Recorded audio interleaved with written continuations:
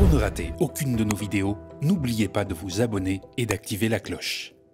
Bonjour à toutes et à tous, bienvenue sur Le Média. J'ai le plaisir de vous retrouver pour une nouvelle édition de votre bulletin d'information à la sauce estivale.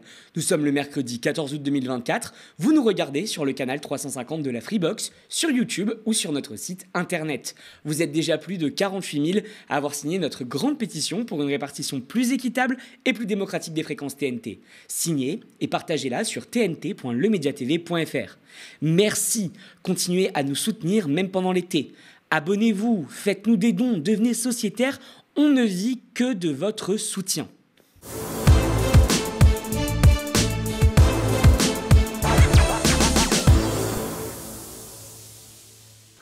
On n'a pas envie que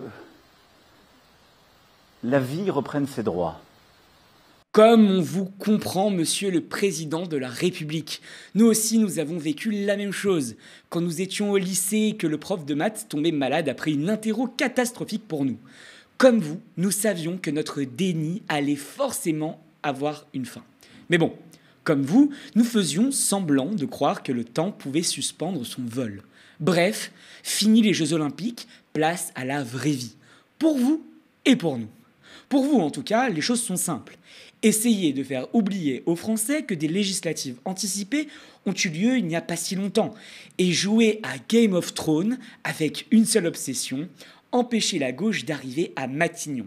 Et pour ça, vous avez plusieurs fers au feu. Comme Gabriel Attal, votre Premier ministre à peine nommé, que vous avez littéralement jeté sous le bus le 9 juin dernier. Le Premier ministre démissionnaire et en même temps, chef de file des députés Ensemble pour la République, a décidé d'envoyer des lettres aux chefs des partis représentés à l'Assemblée nationale. Il a en cela eu la même idée que Stéphane Séjourné, secrétaire général du parti présidentiel Renaissance. Alors, comme des ados qui choisissent qui ils vont inviter à leur fête d'anniversaire, ils ont barré les noms de la France Insoumise et du Rassemblement national. Et appelé les autres à former une coalition parlementaire, en tout cas, ce qu'ils appellent un pacte d'action. Mais au nom de quoi ? Alors qu'il représente la troisième coalition parlementaire du pays.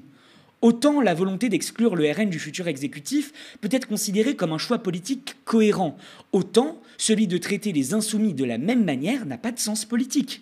En effet, on peut considérer qu'en faisant barrage au parti de Marine Le Pen, au second tour des législatives, les Français ont envoyé un message. De la même manière, en plaçant en tête une coalition d'union de la gauche dont la France Insoumise était l'une des composantes majeures avec le Parti Socialiste, ils ont envoyé un autre message. Une majorité relative a voté NFP en toute conscience.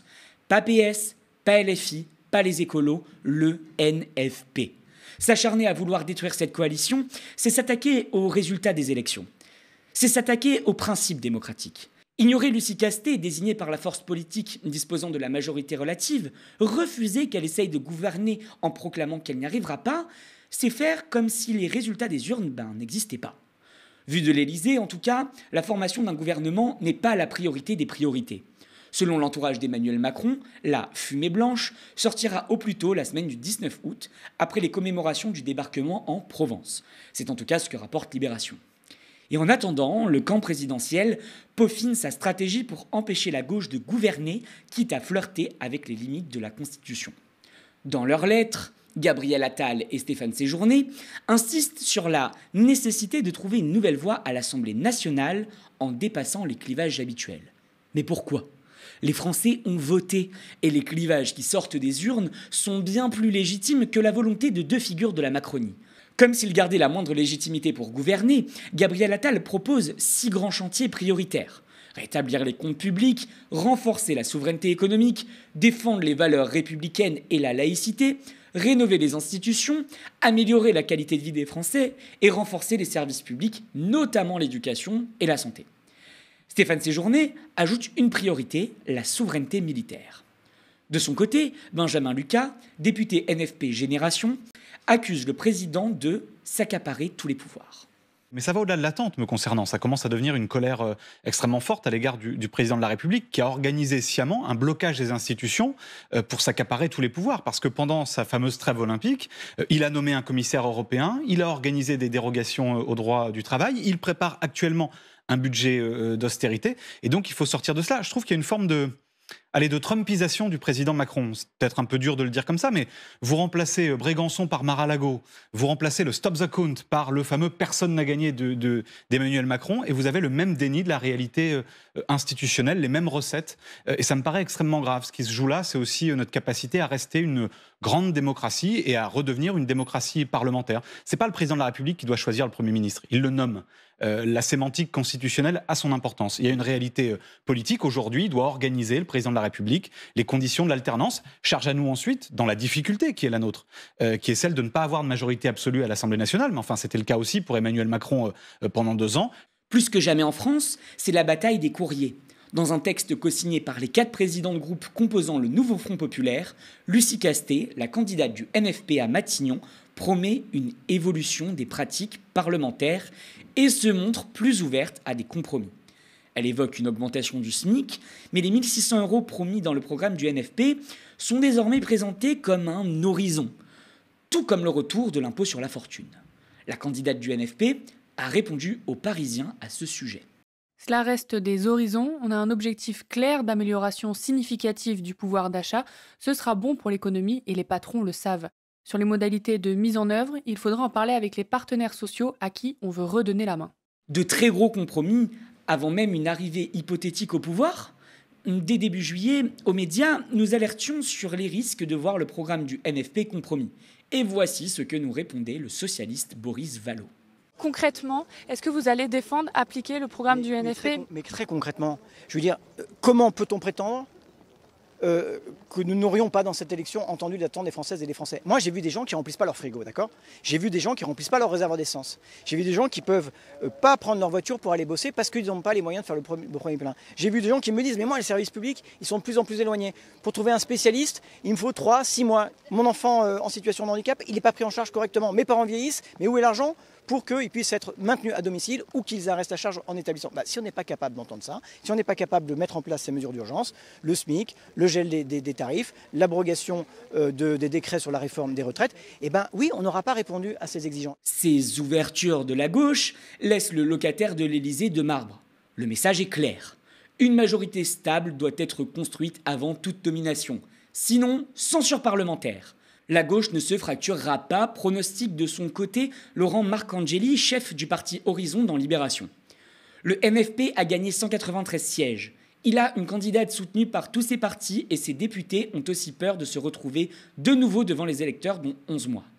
Pour le député de Corse du Sud, le chef de l'État commet la même erreur qu'après les européennes. Il a vu le succès de Raphaël Glucksmann comme la montée d'une force social-démocrate qui ne voulait plus entendre parler de LFI. Il s'est fourré le doigt dans l'œil jusqu'au coude, peut-on lire dans les colonnes du journal. Du coup, comment va se positionner le parti d'Édouard Philippe qui se pose en allié sauveur de la Macronie ? En réalité, pas de manière très originale. Laurent Marcangeli, chef du parti, a proposé une rencontre avec ses homologues à l'exception de Marine Le Pen, Éric Ciotti et Mathilde Panot, avec l'espoir de trouver un terrain d'entente pour former une majorité parlementaire viable. Ce mercredi, l'intersyndicale de la protection judiciaire de la jeunesse appelle ses agents à la grève pour dénoncer un plan social. En plein été, la direction a décidé de supprimer 500 postes de contractuels pour réaliser entre 1,6 et 1,8 million d'euros d'économies demandées par Bercy. Une goutte d'eau sur le budget global, mais vous commencez à connaître les cibles de notre gouvernement démissionnaire. C'est ce que Libé nous apprenait hier soir avec la publication des témoignages de 3 éducateurs.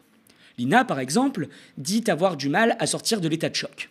Je suis partie en congé et à mon retour, j'ai appris qu'il me restait 20 jours pour dire au revoir aux gamins que j'accompagne depuis des mois. Cela fait 18 ans que je suis éducatrice spécialisée et 2 ans que je travaille pour la PJJ comme contractuelle.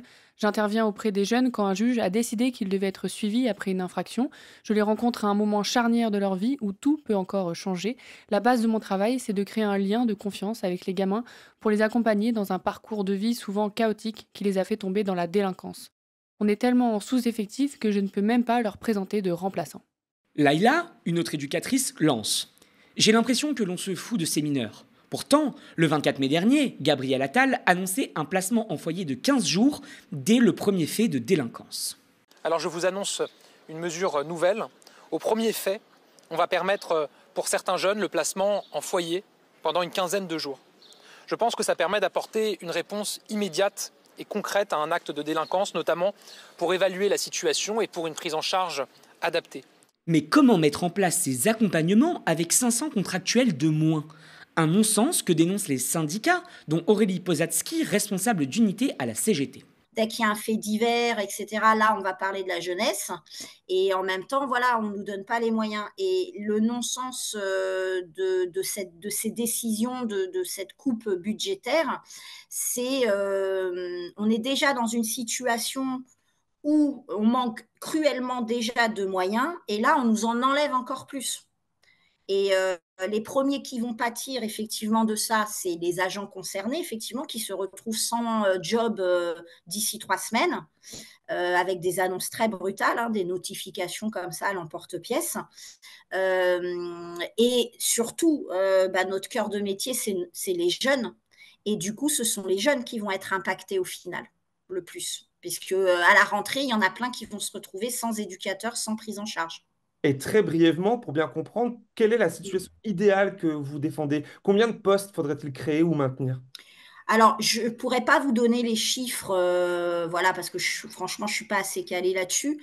Mais en tout cas, nous, pour l'instant, ce qu'on demande au niveau de l'intersyndicale, c'est que toutes les promesses qui ont été faites avant ces annonces de renouvellement de contrat soient honorées.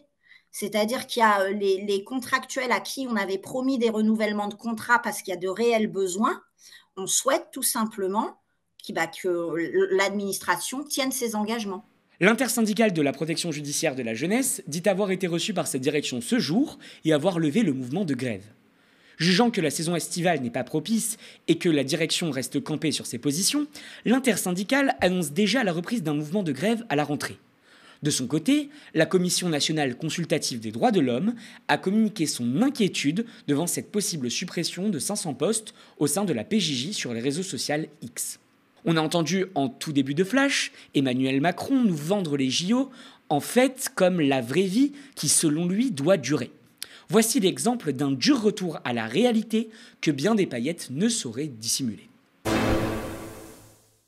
Alors que les attaques se poursuivent à Gaza et que le nombre de victimes civiles palestiniennes ne cesse d'augmenter, les États-Unis ont approuvé hier, mardi 13 août, la vente de 20 milliards de dollars, soit 18,2 milliards d'euros, d'armement à Israël.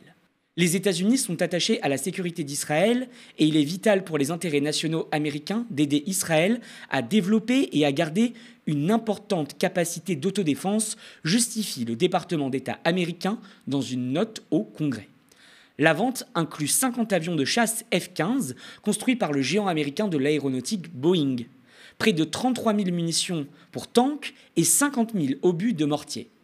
Les livraisons prendront plusieurs années, notamment pour les F-15 et équipements de communication sécurisés qui commenceront à être livrés en 2029. L'annonce de cette vente intervient au moment où le président américain Joe Biden tente de trouver un accord de cessez-le-feu à Gaza afin d'éviter une escalade des tensions entre Israël et l'Iran, quelques semaines après l'assassinat du leader du Hamas, Ismaël Haniyeh, tué à Téhéran le 31 juillet dernier. Cette transaction est d'autant plus surprenante pour certains élus du Parti démocrate américain et organisations de défense des droits humains qui appelaient Joe Biden, depuis plusieurs mois déjà, à réduire, voire arrêter totalement la vente d'armes à Israël. Hier, le secrétaire d'État américain, Anthony Blinken, a provoqué un tollé sur les réseaux sociaux après un tweet commémorant le 75e anniversaire de la Convention de Genève de 1949. Est-ce que c'est une blague ? A répondu l'élu démocrate au Congrès, Rachida Tlaib, alors que l'accord pour la vente d'armes à Israël venait d'être annoncé. Tandis que plusieurs actes génocidaires commis par l'armée israélienne continuent d'être dévoilés au grand public, le journal israélien Haaretz a révélé dans un rapport d'investigation publié hier que l'armée israélienne utilisait des civils palestiniens comme boucliers humains pour inspecter des tunnels piégés à Gaza avant l'intervention des soldats. Selon Haaretz, cette pratique est menée avec la pleine connaissance de hauts responsables militaires, y compris le chef d'état-major de l'armée, Herzi Halevi. 11 mois après l'intensification de l'offensive israélienne, près de 40 000 Palestiniens ont été tués à Gaza, dont près de 15 000 enfants selon le ministère de la Santé palestinien, chiffre corroboré par l'ONU. Selon leurs estimations, un enfant est blessé ou tué toutes les 10 minutes. Merci d'avoir suivi ce flash info de l'été du média. Vous le savez, malgré notre dossier sérieux et le soutien du public, le média n'a pas été sélectionné par l'Arcom pour être diffusé sur la TNT. Nous avons donc engagé un recours. Vous êtes déjà près de 48 000 à avoir signé notre grande pétition pour une répartition plus équitable et plus démocratique des fréquences TNT. Signez et partagez-la sur tnt.lemediatv.fr. C'est vous qui permettez l'existence d'une info libre et indépendante des forces politiques et de l'argent en soutenant notre antenne. Continuez à nous soutenir en devenant sociétaire de notre coopérative ou en nous faisant des dons ponctuels ou mensuels. Rendez-vous dès maintenant sur tnt.lemediatv.fr. Belle journée sur Le Média.